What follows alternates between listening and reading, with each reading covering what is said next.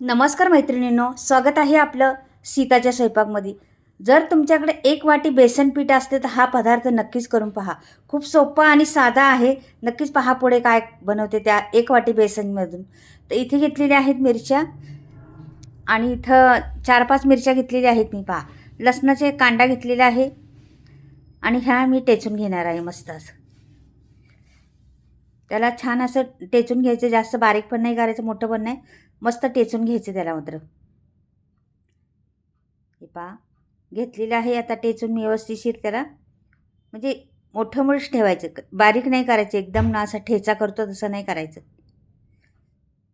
फक्त त्याचा फोडणीला आपला अर्क उतरला पाहिजे मग त्याच्यात एवढं करायचं. हे पुरेसं झालेलं आहे. इथे घेतलेलं आहे मी कांदा आणि कोथिंबीर वगैरे आहे. ते नंतर दाखवते तुम्हाला काय काय लागतं ते. इथे कढई ठेवलेली आहे मी. कढई छान तापून द्यायची पहिली, नंतर मग आपल्याला पुढचं प्रोसेस करायचे. तर कढई छान तापलेली आहे आता बऱ्यापैकी. तर आपण आता त्याच्यात टाकणार आहे तेल. तेल किती टाकायचे अंदाज आपला आहे बघा.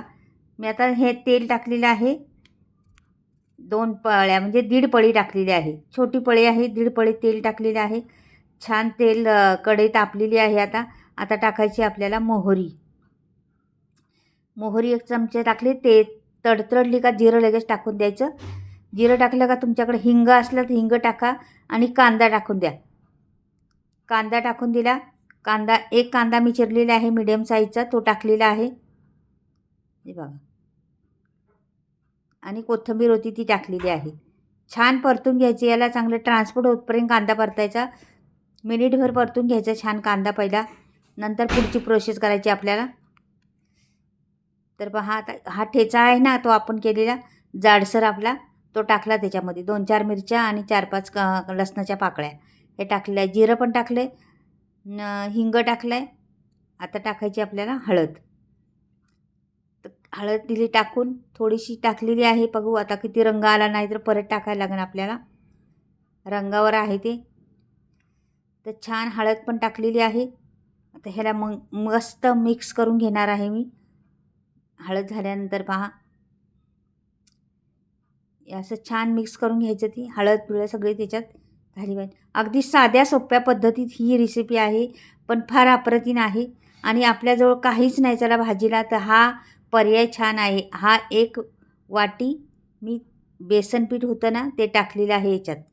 पहा आता हे असं हलवून घ्यायचं आणि लगेचच त्याच्यात आपल्याला पाणी ओतायचे. हे बघा पाणी ओतलं आणि हलवून घ्यायचं. छान असं गुठळ्या काढून टाकायच्या त्याच्या. मस्त गुठळ्या काढून टाकायच्या अशा. साध्या सोप्या पद्धतीतली तुम्हाला दाखवते. अगदी 5 मिनिटात होणारी ही रेसिपी आहे, पण फार कमालीची आहे मात्र. हे बघा छान हलवून घ्यायचं मस्त. त्याला छान असं खाली लागलं नाही पाहिजे. आणि छान फोडणी मस्त सुगंध सुटलेला आहे त्या फोडणीचा. आणि हे पळी घ्यायची. मग त्या पळीनी गुठळ्या सोडून घ्यायच्यात आपल्याला. आणि हे बघा रंग थोडा कमी वाटला मला, तर थोडीशी हळद नंतर टाकलेली आहे मी. असं हलवत राहायचं सारखं. फोडणी बघा आणि रंग किती छान दिसते. आणि वरती बघा मसाल्याचं सगळं वरती आलेलं आहे तरी छान असं.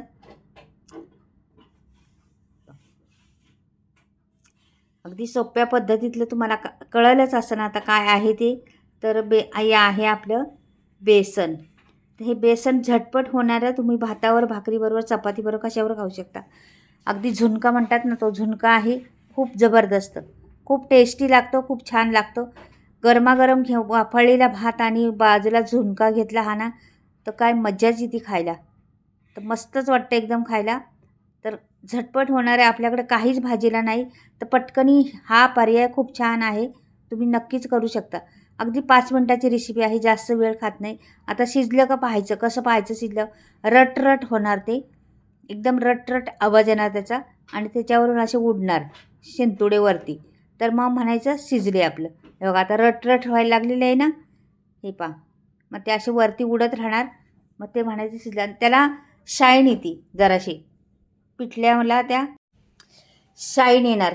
मग ती शाईन आल्यावर आपल्याला समजायचं का झालं आहे आपलं पिठलं बनून. हे बघ मस्त रट करते अगदी छान. आणि त्याला शाईन पण आलेली आहे पहा.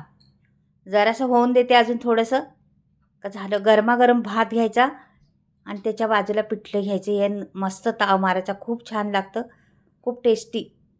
आणि तुम्ही भाकरीबरोबर पण खाऊ शकता किंवा चपातीबरोबर पण खाऊ शकता. हे खूप टेस्टी लागतं, खूप छान लागतं. नक्कीच करून पहा ही पद्धत. कशी वाटली ती बी नक्की सांगा मला. झटपट होणारी रेसिपी आहे, अवघड बिलकुल नाही आणि पटकन होती, वेळ खात नाही जास्त. आपल्याला कुठून कंटाळा आला, दमून आलं किंवा कुठून आलो किंवा आता चला काहीच नाही भाजीला, काय करायचं टेन्शन आलं, तर हा पर्याय खूप छान आहे. तुमच्या एक वाटी फक्त बेसन असलं तर तुमच्या पुऱ्या फॅमिलीसाठी होऊ शकतं. हे झटपट होऊ शकतं. ते बी झुणका भाकरी मस्तच लागते का नाही. झुणका भात, झुणका भाकरी अशा पद्धतीने खूप छान लागते. तर नक्कीच बनवून पहा. आयडिया छान आहे, ट्रिक साधी आहे, सोपी आहे आणि सहज होणारं आहे, अवघड बिलकुल नाही. बघा आता बारीक गॅस करून ठेवले आहे, ते रट रट रट रट वाजतच राहते. आणि आता तुम्हाला मी काढून दाखवणार आहे कशा पद्धतीने हे होते. झालेलं आहे आपलं. छान शाईन पण त्याला मस्त आलेली आहे. पहा बरं किती छान शाईन आलेली आहे त्याला. आणि कलर पण सुंदर दिसतं. त्याच्यामुळं कांदा आणि ते हिंग टाकल्यामुळे आणखीन जिरं तर स्वाद छान येतो त्याचा जिऱ्यानी आणि हिंगानी. तर अशा तऱ्हेने जर पिठलं केलं किंवा झुणका केला तर तुम्हाला नक्कीच आवडेल. आता मी तुम्हाला भरून दाखवते कसं खायचं, कसं ठेवायचं. ताटात तुमच्या ठेवते. इथे एक प्लेट घेतलेली आहे. हा गरमागरम भात घेतलेला आहे पहा, सुट्टा अगदी मस्त. तुम्हाला दाखवते. अशा पद्धतीने घ्यायचा आणि व्यवस्थितशीर एका बाजूला लावून ठेवायचा. त्याच्याबरोबर कांदा आणि मिरची जर असली तर मग काय मजाच येईल. तर असा भात घेतला आणि बाजूला टाकायचं ते पिठलं. पिठलं म्हणा किंवा झुणका म्हणा, काही बोललं तरी चालेल. तर असं बाजूला ठेवायचं. तर हा आपला खूप साध्या सोप्या पद्धतीतला पर्याय आहे. हा नक्कीच निवडून तुम्ही करू शकता, बनवू शकता आणि बनवली पण असेल तुम्ही कधी आणि खाल्लं पण असेल, आवडेत पण असेल तुम्हाला. पण या पद्धतीने नसलं गेलं तर जरूर करून पहा.